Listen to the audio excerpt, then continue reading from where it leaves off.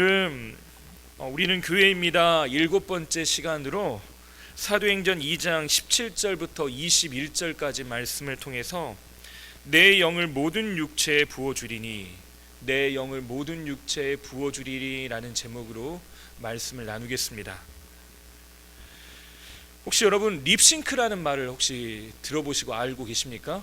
예, 지금 제가 립싱크를 하면 좋겠습니다. 그냥 설교에 부담도 없이 그냥 틀어놓으면 제가 그냥 입만 뻥끗한 거 하면 좋겠는데, 다들 아시는 것처럼 립싱크라는 건 기존에 녹음된 스튜디오에서 녹음된 것을 입을 그냥 따라서 입을 맞추는 것, 그걸 보고 립싱크라고 합니다. 요즘은 립싱크란 말도 있지만 핸드싱크라고 해서요, 가수들이 연주 기타 같은 거라든지 피아노 연주를요 마치 진짜로 자기가 연주하는 것처럼, 연주하지 않는데 녹음을 한 걸 연주하는 것처럼 하는 것도 한다고 합니다. 근데 이때 이 립싱크가요 한때 국제적으로 논란거리가 된 적이 한 번 있습니다. 좀 오래전 일이긴 하지만 2008년 베이징 올림픽 개막식 때 있었던 일인데요. 사진 한번 보여주시겠습니까? 빨간 원피스를 입고 있는 이 아이가 올림픽 주제가를 부르게 됩니다. 이름은 림 마우커, 발음이 안 좋네요. 림 마우커라고 하는 아이인데, 이 아이가 얼마나 귀엽고 깜찍했는지 그때 당시에 중국 사회에 열풍을 몰고 왔습니다. 우리나라로 치면 김연아급 정도 되는, 그래서 모든 광고에는 림 마우커가 나왔다고 합니다. 근데 이 아이가 논란의 중심에 서게 됩니다. 이유는 베이징 올림픽의 주제가를 이 아이가 부른 줄 알았는데 부른 아이가 따로 있다는 겁니다. 본래 개막식 주제가를 부르기로 했던 아이는 양페이라고 하는 아이인데요, 이 아이의 외모가 사람들 봤을 때 이상적인 외모가 아니었나 봅니다. 그래서 마지막 고심 끝에 아역 배우로 그때 당시에 주가를 올리고 있던 이 림 마우커를 주제가를 부르는데 사용한 겁니다. 이 논란이 알려지고 나서 사람들이 여기저기서 이제 찬반 양론이 있겠죠. 누가 불렀는지 별로 중요하지 않다, 그냥 우리는 그 이미지가 너무나 좋았다라고 하는 반면에 많은 사람들이 속았다라고 하는 의견을 내놓았습니다. 왜냐? 우리는 이 아이가 불렀다고 철석같이 믿고 있었는데 이 아이가 안 불렀다고 하니까 그게 마음에 뭔가 배신감을 느끼게 된 겁니다. 근데 이 논란이 중국에서만 있었던 게 아닙니다. 우리나라 국회에서도요 이 립싱크 때문에 논란이 된 적이 있습니다. 2011년도에 한 국회의원이 립싱크 금지 법안을 제안을 한 겁니다. 립싱크 금지법, 사실 이따도 말씀드리겠지만 정식 법안으로 통과되지 않아서요, 우리가 이거 립싱크 하면 벌금 1,000만 원을 내야 된다, 이런 건 안 해도 너무 감사합니다. 근데 이 법안이 제시되고 나서 당시에 인터넷 중심으로 해서 논란이 끊이지 않았습니다. 이 입법 취지에 옹호하는 사람들은요, 우리는 이 노래를 정식으로 들으려고, 그 노래의 아름다움을 나는 즐기기 위해서 들은 거지, 참여한 거지, 나는 거기에 값을 지불한 거지, 이 사람이 하는 퍼포먼스가 좋아서 한 게 아니다 라고 하는 사람들이 있는 반면에, 좋은 노래, 좋은 환경에서 가수들이 항상 그렇게 부를 수 없는 것이기 때문에 이렇게 듣는 것도 좋다라고 하는 의견도 있었습니다. 물론 표현의 자유 때문에, 이 기본권이 침해된다는 이유 때문에 정식 법안으로 채택되지는 않았지만 논란의 중심이 되었습니다. 그것도 한번 사진으로 한번 볼까요? 이렇게 음악 방송에서요 사람들이 문자 메시지 보내잖아요. 문자 메시지로 정식으로 투표까지 했답니다. 근데 지금도 이거는 계속된 논란입니다. 그냥 없애주셔도 됩니다. 가수란 어떤 사람이냐라고 하는 본질적인 논란이 있어요. 노래하는 사람이냐 아니면 퍼포먼스를 하는 사람이냐, 아름다운 노래를 들려주는 사람들이냐 아니면 사람들의 마음을 따뜻하게 해주거나 마음을 즐겁게 해주는 사람이냐, 이런 근원적인 질문을 가지고 사람들이 다퉜습니다. 그런데 문제는 신앙에도 립싱크 신앙이 있다는 것입니다. 나와는 상관없는 신앙 고백, 내 삶으로 번역되지 않은 신앙들, 머리로만 아는 신앙들이 우리 안에 있더라는 것이에요. 이런 삶은 당연히 말로만 하는 기도, 말로만 하는 찬양, 말로만 하는 회개, 말로만 하는 봉사입니다. 아무런 하나님과의 교제, 교감이 없는 그냥 나 혼자 그냥 즐기는 거예요. 이런 신앙들은 퍼포먼스가 대단할 수 있습니다. 사람들이 보면서 은혜 받았다고 이야기할 수도 있어요. 사람들이 감동받을 수도 있습니다. 하지만 신앙의 본질은 무엇입니까? 하나님과 우리가 교제하는 것이, 그 안에서만 신앙이 신앙다울 수 있고요, 신앙을 정의할 수 있다는 것입니다. 이와 관련된 상황에서 예수님께서 충격적인 말씀을 하나 하셨는데, 마가복음 7장 6절에 이르시되 이사야가 너희 외식하는 자에 대하여 잘 예언하였도다. 기록하였을 때 이 백성이 입술로는 나를 공경하되 마음은 내게서 멀도다. 말로는 하나님을 공경한답니다. 말로는 하나님과 가깝대요. 정말로 친한 것 같답니다. 나 그 사람 알아. 아니, 나 하나님 얼마나 잘하는데. 그런데 예수님은 네가 누군데? 라고 물어보실 수 있더라는 거죠. 내 고백, 내 신앙, 내 믿음이 아니라 립싱크하면서 내 아내의 신앙, 내 남편의 신앙, 내 자녀의 신앙, 내 부모의 신앙이 마치 내 거이냐 할 수 있더라는 것입니다. 하나님과 상관없이. 미국의 유명한 신학자 레너드 스윗 박사가 입술로만 이런 신앙 고백을 하는 사람을 제가 말씀드린 립싱크 성도라고 말을 했습니다. 립싱크 성도. 그러면서 이제 우리의 신앙이 바뀌어야 되는데 어떻게 바뀌어야 되냐라고 할 때 미국 사람이라서 영어로 제시를 했습니다. 죄송합니다.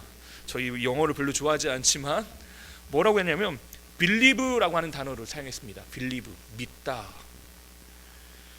이 believe를 be와 live, 내가 믿는다는 것은 실제로 그렇게 사는 거라는 겁니다. 살아내는 것, 사는 것. 신앙은 립싱크로 할 수 있는 것이 아니라는 것이에요. 그것이 내 것이 되어야 되는 겁니다. 내 삶이 되어야 한다는 것입니다. 그래서 진정한 회개는 후회의 눈물만 남는 것이 아니라 후회가 삶을 바꿔내고 삶을 고쳐내는 것까지 가야 되는 겁니다. 그 한자가 말하는 것처럼요, 회개, 후회한 걸 고치는 것이에요. 삶의 개혁, 삶의 방향성을 바꿔내는 것, 그것이 진짜 회개라는 거죠. 세례 요한이 그 광야에서 외치는 소리가 그거였습니다. 너희가 그렇게 하냐? 그러면 그렇게 살아. 그것이 회개하라, 천국이 가까웠다라고 한 메시지였습니다. 오늘은 우리 감리교인들에게는 굉장히 중요한 날입니다. 존 웨슬리 회심 기념주의인데요. 어떤 분은 존 웨슬리가 회개하고 회심한 것이 도대체 나랑 뭔 관계가 있냐, 어떤 상관이 있냐, 그걸 왜 기념해야 되냐라고 질문하시거나 의문을 품으시는 분도 있을 것 같습니다. 오늘 주보 받으셔서 아시겠지만 주보가 굉장히 두껍잖아요. 굳이 웨슬리가 회심했다고 이런 것까지 나눠줄 필요가 있습니까? 그러실 수도 있을 것 같습니다. 근데 제가 여러분에게 드릴 수 있는 답은 굉장히 단순합니다. 제가 가지고 있는 소원은요, 286년 전에 존 웨슬리가 하나님을 다시 만났던 것처럼 하나님을 내가 더 깊이 만나고 하나님을 알고자 하는 소원이 우리 심령 가운데 있게 되길 바라는 것이에요. 그게 전부입니다. 여러분, 죄송하지만 존 웨슬리 목사님이 286년 전에 그 회심한 사건이 우리 감리교회의 출발점이 되었습니다. 그런데 웨슬리 목사님 모른다고 구원받는데 하나도 관계가 없습니다. 내가 웨슬리 목사님 모른다고 저 천국에 가서 주님이 너 웨슬리 목사 알았냐 몰랐냐 우리에게 질문도 안 하실 거예요. 내가 감리교인이냐 아니냐 이것도 별다르게 중요한 것 같지 않습니다. 근데 진짜 중요한 건 우리가 이 기념주의를 지키는 목적, 그 정체성, 이유입니다. 내가 그 주님 앞에 나아가 주님을 만나고 있느냐 하는 것이. 1738년 5월 24일 런던의 올드스게이트 거리를 지나고 있던 웨슬리 목사님이 거기에 있었던 집회에서 특별한 체험을 하게 됩니다. 웨슬리 목사님은 유능한 목사였습니다. 거기다가 옥스퍼드의 교수였습니다. 유명한 옥스퍼드 대학교 아시죠? 거기에 교수였습니다. 경건한 삶을 추구해서요, 그 옥스퍼드 안에서도 홀리클럽이라고 하는 특별한 모임을 만들어서 내가 하나님의 뜻대로 살겠다고 발버둥 쳤습니다. 그때 만들어진 것이 이름이 메소디스트, 우리 감리교인이라고 하는 말입니다. 뛰어난 학자로도 살았어요. 그런데 그가 미국 조지아주의 선교 실패, 마음에 들여진 여러 문제로 인해서 갈팡질팡하게 됩니다. 그때 그가 질문을 하게 돼요. 내 안에 있던 믿음이 진짜냐? 내가 정말로 그분을 알고 있느냐? 다시 말씀드립니다. 유능한 신학자였습니다. 목사였어요. 경건한 삶을 살기 위해 몸부림치는 사람이었고 사람들이 웨슬리 목사님을 존경했습니다. 근데 그 마음속에 질문들이 떠나지 않는 것이에요. 내가 정말로 주님을 알고 있는가? 나의 믿음은 진짜인가? 주여, 나의 믿음 없음을 도우소서. 끊임없이 이것을 질문하고 고백하며 하나님 앞에 나아갑니다. 그러다 올더스게이트 거리의 어느 집회에서 루터가 쓴 로마서 주석 서문이면 뭐냐면요, 로마서를 읽은 것도 아니고요, 루터가 쓴 로마서 본론, 로마서 주석, 그러니까 로마서를 주석한 그 본론으로 들어간 것도 아니고 서문에 대해서 이야기하고 있었어요. 머릿말, 책 맨 앞장이죠. 여러분들 머릿말만 읽어도 책을 다 읽을 수 있습니다. 웨슬리 목사님이 그랬습니다. 근데 그것을 읽는 도중에 그것에 대해서, 거기에서 믿음에 대해서 설명하는 중에 가슴이 뜨거워진 걸 경험해요. 그 이야기를 제가 주보 안쪽에다가 여러분 적어뒀습니다. 웨슬리 목사님이 그 회심하던 날의 일기를 적어놨는데요, 그날의 일기가 이렇게 기록되어 있습니다. 화면에도 한번 보여주시면 좋을 것 같습니다. 이날 저녁 나는 별로 내키지 않은 채로 올더스게이트 거리에 있는 한 경건 모임에 참석했다. 그곳의 사람들은 루터의 로마서 주석 서문을 읽고 있었다. 저녁 8시 45분쯤 되었을까. 그 모임의 리더가 그리스도를 믿음으로 일어나는 마음의 변화를 설명하는데 이상하게도 나의 심령 깊은 곳에서 뜨거워짐을 느꼈다. 나는 그 순간 그리스도만을 나의 구주로 신뢰하게 되었고 그리스도가 나의 죄를 사하시고 죄와 사람의 법에서 구원했다는 확신을 가지게 되었다.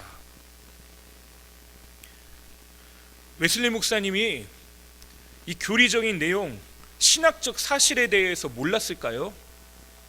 그것을 몰라서 그리스도에 대한 믿음을 다시금 정의하고 그걸 깨달았을까요? 논문을 쓸 수 있을 정도의 교수님입니다. 그것에 대해서 사람들에게 가르칠 수 있는 사람이에요. 그런데 그날은 다르게 머릿속으로, 교리로, 신학적 내용으로 내 머릿속에 담겨 있던 것이 내 온 몸, 내 온 마음, 내 혈관과 말초의 신경들 하나, 내 겉껍질 하나하나까지 그 믿음이, 그 예수 그리스도를 믿는 믿음이 온몸 구석구석에 전율을 일으키면서 능력이 되기 시작했다는 것입니다. 오직 의인은 믿음으로 말미암아 살 것이다. 웨슬리 목사님은 심지어 이 사건이 있은 이후에요, 7달이 지난 시점에 쓰인 일기에 친구들에게 이렇게 이야기합니다. 내 친구들은 내가 미쳤다고 한다. 1년 전에 내가 나는 그리스도인이 아니었다라고 말했기 때문에 그렇다. 뭐라고까지 이야기했습니까? 웨슬리 목사님은요, 나는 이 회심 전에 그리스도인이 아니었다고 말해버려요. 그 전까지는요 머리에 그쳐있는 신앙이었대요. 그러면서 어떤 설교를 하냐, almost Christian, 거의 그리스도인. 여러분 들어보셨을 겁니다. 명목상의 그리스도인, 이런 이야기 들어보셨을 거예요. 나는 거의 그리스도인이었다 라고 말합니다. 이 말은요 그리스도인이 되는 과정에 대해서 설명하는 것이 아니라 99%의 그리스도인은 없다라고 하는 것이에요. 100%의 그리스도인이 되어야 된다는 것입니다. 그리스도인이 될 뻔했지만 그리스도인이 되지 못했다라고 말하는 것입니다. 그 단계, 내가 주님을 알아 라고 하는 희미한 믿음이 나를 그리스도인 되게 하는 것이 아니라요, 전적으로 그분을 신뢰하고 전적으로 그분을 믿고 그분에게 헌신한 그리스도인이 되어야 된다는 것입니다. 야고보서 2장 18절에 야고보는 이렇게 선언을 해요. 어떤 사람은 말하기를 너는 믿음이 있고 나는 행함이 있으니 행함이 없는 내 믿음을 내게 보이라. 나는 행함으로 내 믿음을 내게 보이리라 하리라. 내 믿음을 너에게 보이겠답니다. 19절을 함께 읽어보겠습니다. 내가 하나님은 한 분이신 줄 믿느냐 잘 하는도다. 귀신들도 믿고 떠느니라. 이걸 웨슬리 목사님은 뭐라고 하냐면 귀신의 믿음이다 라고 말했습니다. 무슨 말입니까? 하나님이 계신 건 마귀도 알아. 하나님이 한 분이신 건 귀신도 알아. 그 정도 수준의 믿음이 되어서는 안 된다는 것이에요. 내가 주님을 만나고 주님을 알아야 되는데요, 그 정도, 내가 주님을 어렴풋이 아는 것, 머리로 아는 건 귀신도 다 안답니다. 근데 귀신의 문제가 뭡니까? 그분을 신뢰하고 믿고 경배하고 찬양하고 예배하지 않는다는 것이에요. 귀신은 그렇습니다. 마귀는 그래요. 근데 우리에게 요구하시는 건 무엇입니까? 그분을 만나고 인격적으로 그분과 소통하고 그분이 내 삶의 중심에 찾아오시고 나의 주인이 되시는 것, 그것이야말로 진짜 그리스도인이라는 것입니다. 이 이야기를요 옥스포드 채플에 가서 학생들이 신학생들에게 설교를 했습니다. 당신들 그리스도인이 아닙니다. 진짜 주님을 알아야 됩니다. 그건 그때 앉아 있었던 그 옥스포드 학생들에게만 해당되는 것이 아니라 저에게, 또 여기 있는 우리 모두에게 해당되는 이야기예요. 우리의 신앙은 여기서 멈춰야 되는 것이 아니라는 겁니다. 인격적으로 그 주님을 만나야 되는 것입니다. 진짜로 알아야 되는 것이에요. 이거는 선택사항이 아닙니다. 내가 그리스도인이 되냐 못 되느냐. 우리의 삶의 한복판에 찾아오신 주님을 만나는 것이 바로 감리교인이 품고 기도하고 소원하는 것입니다. 그래서 감리교인이 뭐냐? 저는 이 감리교회는요, 그 하나님을 인격적으로 만나기를 소원하는 사람들이 감리교인이라고 믿습니다. 우리가 감리교인이라고 하는 자부심이 여기 있는 겁니다. 매일매일 그 주님을 알겠다. 성화가 무엇입니까? 내가 그 주님을 오늘도 한 걸음 한 걸음 주님 앞으로 나아가 주님을 만나고 주님이 원하시는 삶을 살아내겠다. 그것이 성화죠. 감리교인이 또 그리스도인이 지향하는 바가 이겁니다. 그래서요 웨슬리 목사님은 우리의 신앙이 다른 사람의 신앙을 대체하고 그것을 머릿속으로 외우고 암송하는 것, 그런 립싱크 신앙이 아니라 믿음으로 실제로 사는 믿음이 되어야 된다고 하는 겁니다. 그래서 웨슬리의 신앙의 정체성에 독특한 건요, 신학의 독특한 건요, 우리가 하나님을 믿는다면 실제로 그렇게 살아라라는 겁니다. 그래서 이 18세기의 영국 사회는요 도덕적 윤리적으로 완전히 타락해 버렸습니다. 술 취하고 방탕하고 이것이 영국 사회에 만연했어요. 어느 정도냐? 감옥에 더 이상 사람이 수용이 불가할 정도였습니다. 술집에는 싸우고 난리가 납니다. 산업혁명 이후에 사람들은 육체노동, 기계노동자로 살아가면서요 비인격적인 삶을 살아갑니다. 그걸 뭘로 풀었습니까? 도덕적 윤리 그것을 다 잊어버리고 망각하면서요 내가 원하는 거 내 마음대로 사는 것이에요. 그때 웨슬리 목사님이 믿는 바가 무엇이냐라고 할 때 삶을 개혁해내는 거라고 합니다. 여러분 여선교회 회원들 있으시죠? 이때 여선교회가 최초로 만들어집니다. 여선교회가 뭘 했냐? 빈민 구제 사업을 합니다. 가난한 이들을 돕기 시작해요. 왜 돕습니까? 그 사람이 어려우니까요? 아니요, 내 안에 예수의 심장이 있기 때문에, 예수님의 마음이 있기 때문에. 이때 처음으로 교회학교가 세워집니다. 그 비인격적인 육체노동에 내몰린 청소년, 어린이, 이 아이들이요 버려지기 시작해요. 그 아이들을 불러 모읍니다. 부모의 관심, 사랑으로부터 멀어져요. 이 아이들을 불러다가 가르치고 교육하기 시작합니다. 무엇 때문에 그렇습니까? 그리스도의 심정이 웨슬리의 감리교도의 마음도 가운데 있었기 때문에 그렇습니다. 진짜 믿음, 진짜 신앙이 되어야 된다는 것입니다. 우리가 오늘 살펴보는 말씀도 마찬가지입니다. 우린 지난 시간에 마가의 다락방에 성령이 임재하시는 놀라운 사건과 마주했습니다. 근데 진짜 놀라운 건 뭐라고 말씀드렸습니까? 그날이 오순절이었다. 또 그것이 마가의 다락방에서 이루어진 사건이라는 것이었죠. 이게 왜 놀랐습니까? 라고 질문하면 놀랄 수밖에 없다고 말씀드렸습니다. 오순절에 200만 명이 넘는 인파가 몰렸습니다. 그 사람들은 왜 몰렸냐? 성전에 예배 드리려고 해요. 성전에서 왜 예배를 드립니까? 하나님 만나고 싶거든요. 그런데 200만 명의 수많은 인파가 몰려서 하나님 앞에 예배했던 성전이 아니라 120명의 사람, 아무도 주목하지 않고 그저 예수님이 하신 그 약속을 기다리면서 기도했던 그 마가의 다락방, 누구도 주목하지 않은 그 자리에 성령이 임하셨다는 것이, 이것이 기적입니다. 이것이 은혜예요. 우리의 심령은 어떻습니까? 내 삶은 어때요? 나는 누구도 주목하지 않은 인생이에요. 길거리 다니면 연예인들은 누구나 다 알아보지만요, 길거리 지나간다고 우와 김대영 지나간다, 사인 좀 받아야 되겠다, 그러면 안 되겠죠. 이상한 일입니다. 그런 일은 절대 일어나지 않아요. 누구도 주목하지 않습니다. 그런 사람이에요. 나는 사람들이 그렇게 주목하지 않는 사람입니다. 그런데요, 내 마음속에 주님을 만나고 싶은 마음들이 제 안에 있습니다.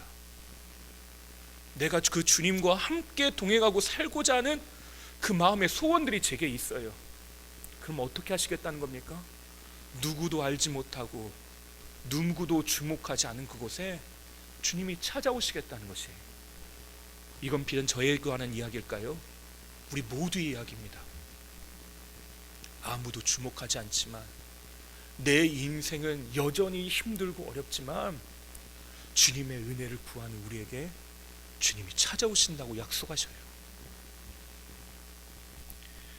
순식간에 이 누구도 주목하지 않았던 그 마가의 다락방의 사건이요, 200만 명이 모인 예루살렘 성을 떠들썩하게 만드는 사건이 됩니다. 120명의 사람들이요, 200만 명이 몰린 그 예루살렘 성내를 이제는 난리가 나게 만듭니다. 누구도 주목하지 않았던 인생들이요, 사람들의 주목을 받기 시작해요. 바로 어떤 일들이 일어납니까? 우리가 지난주에 살펴봤던 4장 이후에 5절 이후의 말씀들을 보면요, 이 사람들의 보면서 특징들이 있는데, 이 마가의 다락방에서 성령이 임한 사건을 경험했던 그 사람들을 보면서 특징을 뭐라고 기록했냐면, 놀랐다, 신기했다, 당황하였다. 깜짝 놀란 겁니다. 왜 놀란 겁니까? 나는 오순절에 하나님을 찾아왔는데 어떻게 이 사람들 안에 있냐는 것입니다. 예상 밖의 일이 일어났습니다. 오순절에 하나님 앞에 예배드리러 왔지만 전혀 기대하지 않았던 이들이 눈앞에 일어난 것입니다. 그것을 11절에 이렇게 기록하고 있습니다. 11절 우리 함께 읽어볼까요? 그레데인과 아라비아인들이라 우리가 다 우리의 각 언어로 하나님의 큰 일을 말함을 듣는도다 하고. 지금 무슨 말이냐면 난곡방언으로 이야기하는 걸 듣습니다. 각기 저 멀리요, 해외에서, 타지에서 디아스포라 유대인들이 이 예배드리기 위해서 찾아왔답니다. 세계 각처에서요. 근데 이 사람들이 뭐라고 이야기하냐? 우리가 다 각기 언어로 듣고 있다. 뭘 듣는데요? 하나님의 큰 일을 말함을. 그럼 예상 밖의 일이 뭐라는 겁니까? 내가 예상하지 못했던 하나님의 말씀이 내 귀에 들려지기 시작했다는 거죠. 지금까지 들리지 않았던 말씀들이 들려지기 시작하는 것이에요. 내게 보여지지 않았던 하나님의 일들이 내 눈에 보여지기 시작했다는 것입니다. 말씀이 자기의 귀에 들리고 내 마음에 콕 박혀 들리기 시작했다는 것입니다. 뭘로요? 그들의 언어로. 그들의 언어는 뭡니까? 내가 살아갔던 삶으로, 나의 삶과 상관없는 있는 이야기로, 내가 이해되지 않았는데 그 말씀이 나의 언어, 내 삶으로 해석되고 번역되기 시작했대요. 맞아, 나에게 하신 말씀이구나. 맞아, 나에게 하신 하나님의 일들이구나. 들려지기 시작했다는 것입니다. 마치 이것은요, 올더스게이트 거리의 한 집회에 웨슬리 목사님이 참여했던 마음과 똑같습니다. 아까 일기에 여러분들 주목해서 보셨는지 모르겠지만요, 거기 보면 우리가 예배 드리러 오는 마음, 그런 분은 한 분도 없겠지만, 이렇게 드리는 마음은 없겠지만, 웨슬리 목사님이 오는 마음이 뭐냐? 도살장에 끌려가는 소처럼 끌려갑니다. 마음이 내키지 않은 채로, 별로 가고 싶지 않은데 그 집회에 참여했답니다. 우리가 웨슬리 목사님 정도면 되면요, 막 며칠을 금식하며 하나님 나 좀 만나주세요 그러면서 그 집회 가셨을 것 같잖아요. 네, 여러분 주보를 꼭 그 안에 걸 잘 읽어보십시오. 마지 못해서 별로 내키지 않는데. 지금 오순절에요, 예루살렘에 방문했던 사람들이 그랬습니다. 가기는 가요. 근데 전혀 기대감이 없습니다. 전혀 기대감이 없어요.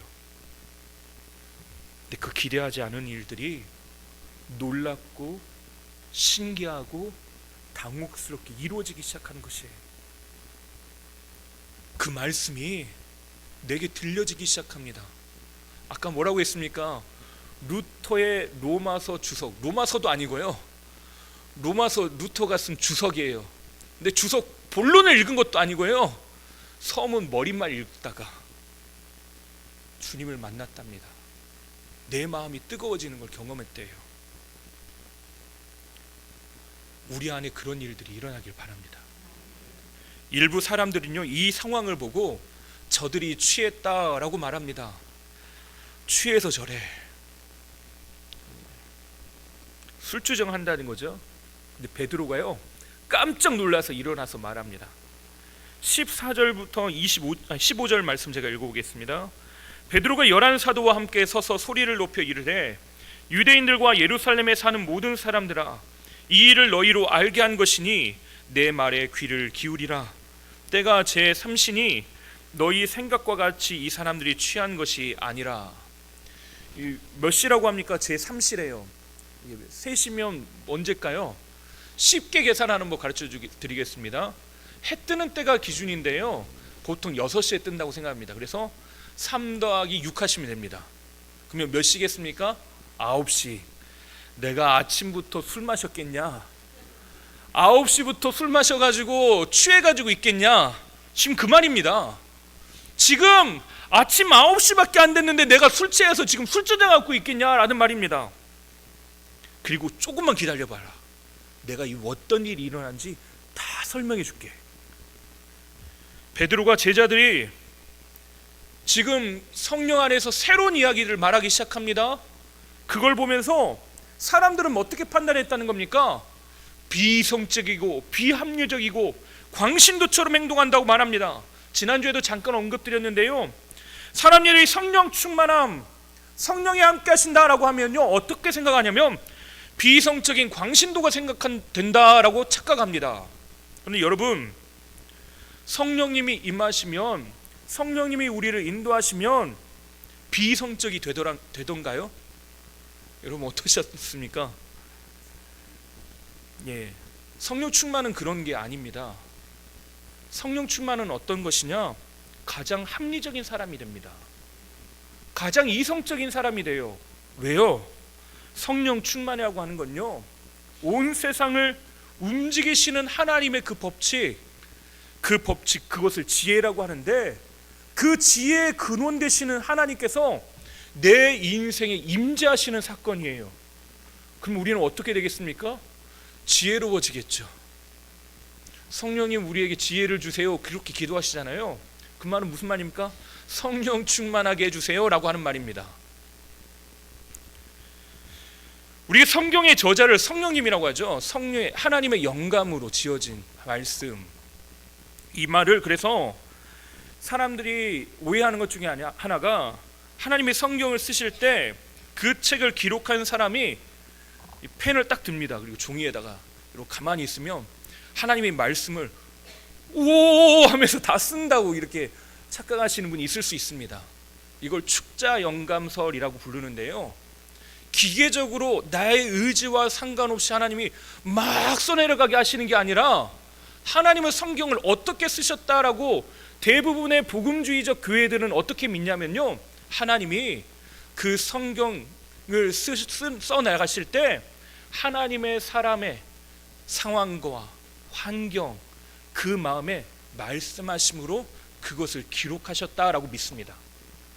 사람의 환경과 상황과 전혀 동떨어진 이야기를 하시는 게 아니라는 겁니다. 이 말은 무슨 말입니까? 하나님께서요, 성령의 충만함 가운데 일하실 때 우리는 어떤 역할이냐? 아무것도 못하는 기계적인 입장에서 가만히 나 자신이 어떻게 움직이는지 모르는 게 아니라요, 광신도처럼 나도 모르게 막 움직이는 게 아니라 하나님께서 가장 선하고 좋은 방법으로 우리를 이끌어 가시도록 선하신 목자 앞에 내 삶을 내어 맡기는 걸 의미하는 것이에요. 왜 우리가 주 안에서 나는 죽고 주님은 사셨음을 인정해야 합니까? 내 안에 그 주님께서요, 내 삶을 전적으로 이끌어 가도록 내가 그렇게 의지적으로 주님 앞에 드려야 하는 것이에요. 내 삶을 드리는 것입니다. 그래서 베드로는요, 이것을 분명하게 선언하는 것입니다. 내가 내 마음대로 우리가 하는 것들을 임의로 하는 것이 아니라 하나님께서 우리에게 말씀을 깨닫게 하시고 성령께서 오셔서 내 마음 가운데, 내 심령 가운데 그 말씀이 어떻게 역사하시는지 알게 하셨다. 그 하나님의 말씀이 내 삶을 통해 새롭게 번역되고 재해석됐다는 이야기를 하는 것이에요. 십자가에 달리신 예수 그리스도의 사건, 부활하신 주님의 역사가 나와 아무런 상관없는 이야기처럼 느껴졌는데, 그 이야기가 오랜 시간 동안 하나님께서 나에게 약속하셨던 말씀이었고, 그것이 나에게 이루어진 하나님의 일들이라고 하는 걸 해석해내요. 그래서요, 이 이야기를 어디의 이야기 말씀으로 꺼내서 읽냐, 해석하냐? 요엘 말씀을 기초로 해석해냅니다. 요엘 말씀을 인용하면서 인용을 하는데, 근데 지금 그들이 살고 있는 현실 상황에 대해서 이야기하는 부분이 등장해요. 19절과 20절 말씀을 이렇게 인용을 했습니다. 또 내가 위로 하늘에서는 기사를, 아래로 땅에서는 징조를 베풀리니 곧 피와 불과 연기로다. 주의 크고 영화로운 날이 이르기 전에 해가 변하여 어두워지고 달이 변하여 피가 되리라. 뭔가 분위기가 심상치 않죠? 이야기만 봐도요. 근데 우리가 살펴본 이 오순절의 분위기는요, 물론 강한 바람과 또 하늘로부터 임한 불, 그리고 그 언어가 달라지는 것, 이런 현상이 있었습니다. 하지만 피와 불과 연기로 대변되는 전쟁이나 재해 상황이 없습니다. 자연재해 상황들이 등장하지 않습니다. 해가 변하여 어두워지고 달이 변하여 피가 변하는 천체와 기상 변화도 눈에 띄게 보이지 않습니다. 하지만 무시무시한 상황들이 일어나죠. 근데 이것이 겉으로 보이지 않았지만 어디에서 일어나고 있었냐? 이 마음속이 전쟁터였어요. 십자가 사건 이후에 죄송하지만 예수님은 어떤 상태가 되어버렸습니까? 어떤 존재가 됐습니까? 로마에 의하면 정치범이 됐고요, 유다 백성들에게 있어서는 종교범이 되었습니다. 그럼에도 불구하고 예수님을 따른다라고 하는 건 어떤 걸 됩니까? 사회적으로 매장될 것을 각오함을 의미하는 겁니다. 똑같이 나도 이 정치범의 그 의견에 동조하는 사람, 나도 나사렛 예수 이단에 동조하는 사람이 된다는 것입니다. 두려움이 왜 없겠습니까? 그래서 그들이 머물렀던 공간에는요, 진공 상태가 된 것처럼 숨죽여서 아무 소리가 들리지 않았을 겁니다. 누구도 뭐라 할 수 없는 이야기, 세상에 압도되어 버린 것이에요. 두려워서 꼼짝할 수 없는 상태가 되어버린 겁니다. 마치 믿음과 삶의 괴리 앞에서 주여 믿음 없음을 도우소서라고 했던 웨슬리 목사님처럼요, 두려움이 쓰나미처럼 몰려옵니다. 어떻게 해야 되나? 어찌해야 되나? 우리는 어떻습니까? 우리 앞에 놓여져 있는 불확실한 미래, 진로, 가정, 건강, 우리의 이 두려움 앞에요, 우리는 압도되기 쉽습니다. 먹고 사는 문제로 고민해야 돼요. 질병 문제로 고통스러워합니다. 자녀들 때문에 소갈이도 해요. 때로는 사람들에게 무시당하기도 하고요, 외면받기도 합니다. 상처받기도 하고 아파하기도 합니다. 내 마음대로 되는 게 아무것도 없습니다. 내 미래가 장밋빛 미래였으면 좋겠는데 어두운 것밖에 안 보여요. 그런데 그때 하나님이 어떻게 하시겠다고 약속하셨냐? 21절 말씀 우리 함께 읽어보겠습니다. 21절입니다. 누구든지 주의 이름을 부르는 자는 구원을 받으리라 하였느니라. 그 두려움 가운데 이 심령의 믿음의 고백을 했는데, 무슨 어떤 믿음의 고백을 해낸 사람입니까? 주의 이름을 부르는 자. 두려움 가운데 있을 때, 세상이 흔들리고 변하고 세상은 무너질 것처럼 보이는 그 순간에 주의 이름을 부르는 자는 구원을 받으리라. 예수 이름에 묶였던 삶의 문제들이 해결되고 자유케 되었다는 것입니다. 그리스도인 그 사람들은 죄와 사망의 법에서 자유케 되고 해방되었습니다. 더 이상 삶의 문제에 매여서 사는 사람들이 아니에요. 어떤 나라를 사는 사람들입니까? 하나님 나라를 사는 사람들. 이런 삶을 사는 사람들이 어떻게 그렇게 살 수 있고 어떻게 그 믿음의 고백을 할 수 있느냐가 우리가 잘 알고 있는 17절부터 18절에 있습니다. 이런 고백을 할 수 있는 이유, 17절과 18절 말씀 우리 함께 읽어보겠습니다. 하나님이 말씀하시기를 말세 내가 내 영을 모든 육체에 부어주리니 너희의 자녀들은 예언할 것이요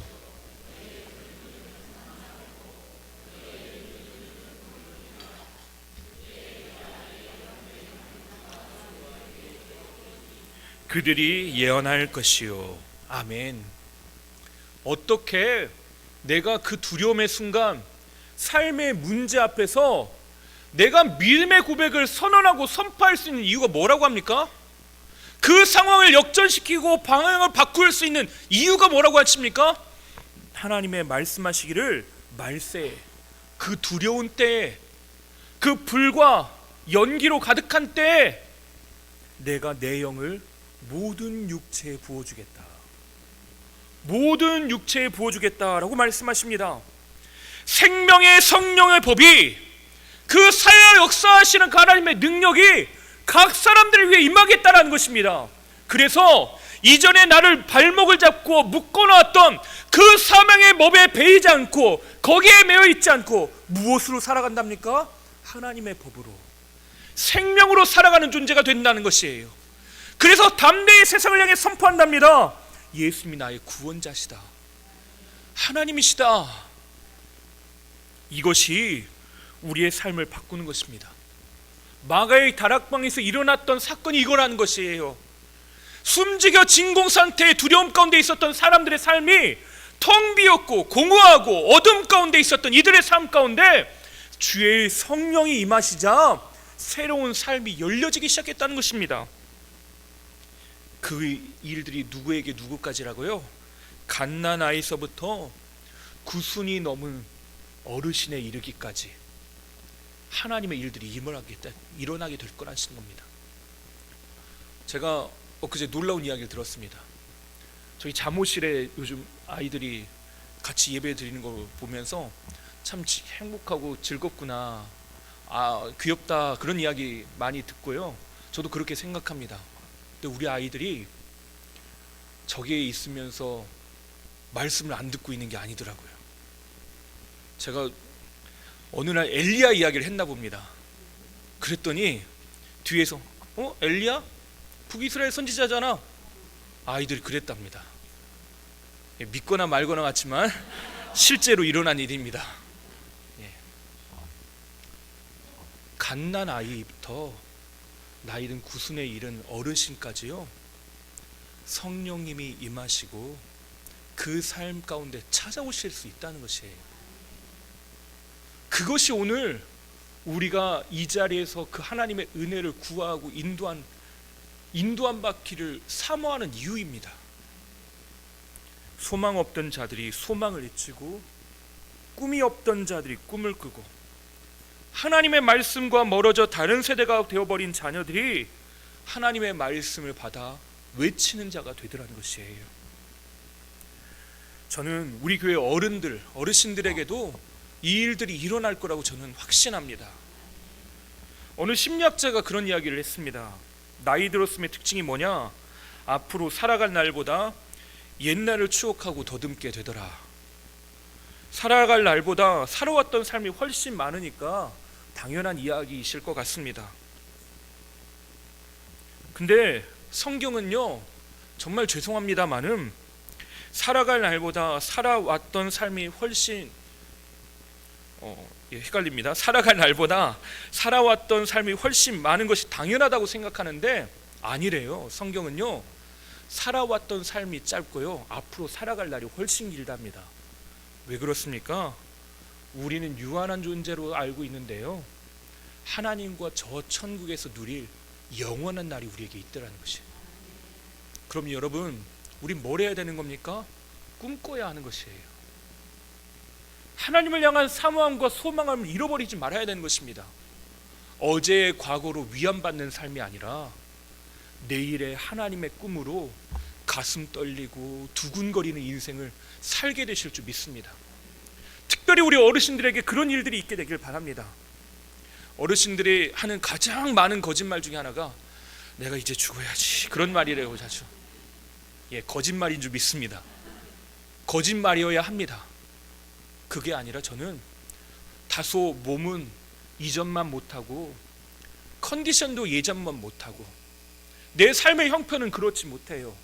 하지만요, 아무도 주목하지 않았던 마가의 다락방에 성령님이 임하셨던 것처럼요, 나이가 80이 넘으셨든 구순을 훌쩍 넘으셨든 100세 이상이 되셨든 상관없이요, 하나님은 함께 하시고 임마누엘로 동행하신다고 약속하셔요. 우린 그걸 믿는 사람들입니다. 영원한 하나님의 나라가 있음을 어떻게 믿는 겁니까? 하나님, 내가 나이 들었음을 어떡합니까? 그걸 한탄하는 것이 아니라요, 하나님, 나에게 저 천국에 있음으로 말미암아 하나님의 꿈을 꾸겠습니다 라고 하는 것이 하나님이 성령이 임하신 사람들, 그 두려움과 어둠 가운데 예수의 이름을 부르는 사람들의 특징이라는 것이에요. 그 꿈을 품으시길 바랍니다.